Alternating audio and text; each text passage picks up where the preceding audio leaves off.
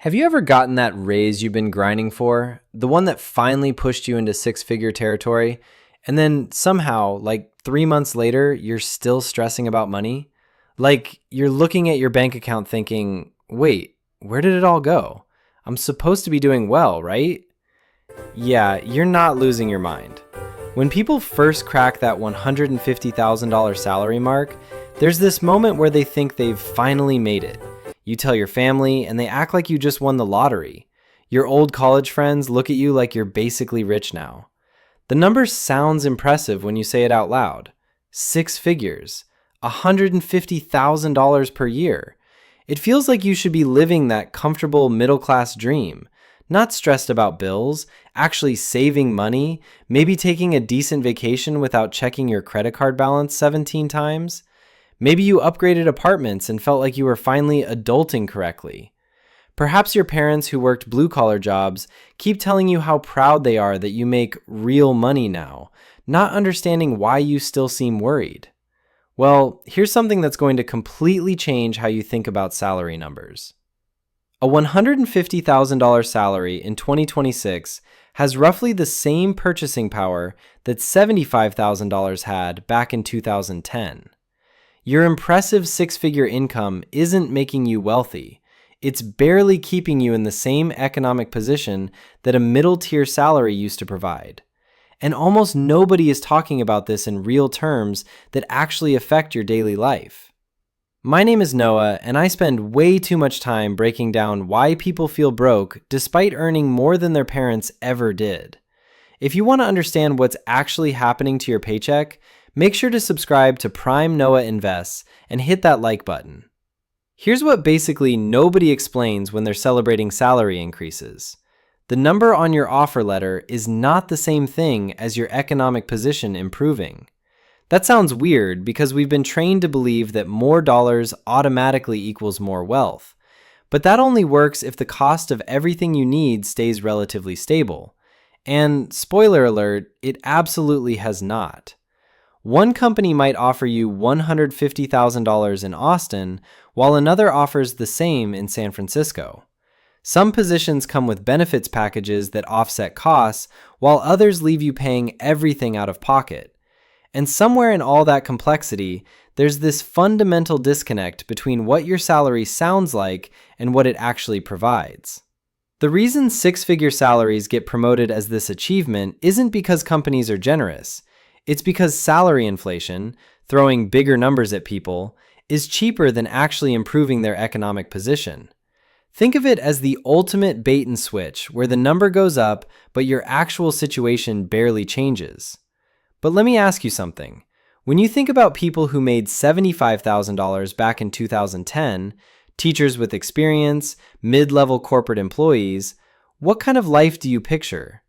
You're probably imagining someone who could afford a decent house, who wasn't stressed about groceries, who could cover unexpected car repairs without panic. Maybe save a little, take a modest vacation, and generally feel okay financially. Well, that $75,000 salary back then provided a lifestyle that now requires roughly double the income to maintain. And when you're making $150,000 today trying to achieve that same basic middle-class existence, you're running twice as fast just to stay in the same spot. Now, you might be thinking, okay, but inflation is normal, right? How is this different? These are valid questions. The issue isn't that inflation exists. That's been happening forever. The issue is the massive gap between how fast costs have risen versus how fast wages increased. It's what economists call real wage stagnation, which basically means your paycheck numbers went up, but your ability to buy stuff didn't keep pace. Here's where things get really frustrating. The cost increases haven't been even across all spending. Some things, like TVs and smartphones, actually got cheaper. But the big stuff that determines your quality of life, those costs have absolutely exploded. Housing, healthcare, education, childcare, the expenses that consume most of your income and that you can't just decide not to buy. Let me break down the actual numbers because this is where it gets depressing. If you're earning $150,000 and spending $4,000 per month on rent or mortgage, That's $48,000 annually just for housing. Health insurance for family coverage? Easily $800 per month, another $9,600. Student loans? Maybe $500 to $1,000 monthly, call it $6,000 to $12,000 yearly. Childcare for one kid in a major city? Easily $15,000 to $30,000 per year. We haven't even gotten to food, transportation, utilities, or savings, and you've already burned through $80,000 to $100,000 of your gross income. Oh, and remember, that $150,000 is gross, not net. After federal taxes, state taxes, Social Security, Medicare, you're probably taking home around $100,000 to $110,000. So you've got $100,000 hitting your account and $80,000 to $100,000 in fixed costs before you buy a single grocery item. The math is really straightforward and really depressing. According to housing data, median home prices have increased roughly 180% since 2000, while median household income increased only about 70%. That means if you're trying to buy a house today, you need way more of your income dedicated to housing than previous generations did. We're talking about the difference between spending 25% of income on housing like your parents did versus 40 or even 50% like many people do now. Here's what makes this even worse. Healthcare costs have risen 6% annually, while wages grew maybe 2 to 3%. Education costs? Up over 200% in 20 years. Childcare in major cities now costs more than college tuition used to cost. And all of this is happening while productivity has increased 70%, but worker compensation barely budged when adjusted for inflation. So when someone locked in a mortgage in 2012, their entire financial picture looks completely different than someone trying to buy the exact same house in 2026, even if the 2026 buyer makes significantly more money. The determining factor in financial security has become when and where you started, rather than how much you earn. Quote, "Now let's talk about what this means for your future. Based on current trends, the gap is widening, not closing. Some projections suggest that by 2030, you might need $200,000 in many markets to maintain what $150,000 barely provides today. Housing costs alone will likely continue outpacing wage growth by 2 to 3 times. Let's say you're 35, making $150,000 and saving $15,000 annually, which is honestly pretty good. By age 65, assuming 7% returns, you'd accumulate roughly $1.4 million. That sounds substantial until you adjust for inflation over 30 years. At 3% annual inflation, that $1.4 million has purchasing power equivalent to about $580,000 in today's dollars. Your parents saving the same proportion on a $75,000 salary in 2000 would have ended up with similar real purchasing power despite saving half as much in nominal terms. You doubled your savings rate and got maybe a 35% improvement in outcome.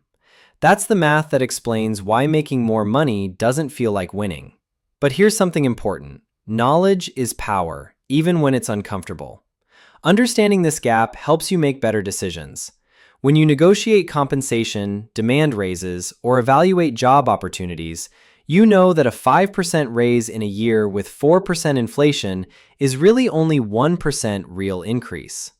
If your employer offers a 10% raise, but housing costs are rising 8%, healthcare 6%, and general inflation 3%, your lifestyle improvement is much smaller than 10% suggests. A job offer for $160,000 in a high-cost city might actually provide less purchasing power than $130,000 in a lower-cost area. Some people will tell you to just move somewhere cheaper, as if uprooting your life is simple. Others suggest cutting expenses, ignoring you've already cut everything cuttable. Some say start a side hustle. Here's what those responses miss. Individual actions cannot solve systemic problems. Living frugally helps you survive the squeeze. It doesn't eliminate it. The uncomfortable reality is that the economic bargain changed. A college degree plus professional job used to guarantee middle class security. That formula doesn't work the same way anymore, and pretending it does just makes people feel like failures when they're experiencing predictable economic forces. So there you have it. A $150,000 salary isn't magic. It's simply what's required in 2026 to maintain roughly the same lifestyle that $75,000 provided in 2010, assuming you make smart decisions and don't live in an extremely high-cost area. Understanding real purchasing power versus nominal salary figures is crucial for your career and financial decisions.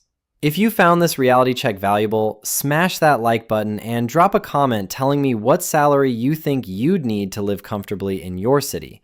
And if you want more honest takes on money and economic realities, subscribe to Prime Noah Invests so you don't miss the next video that might completely change how you think about your paycheck.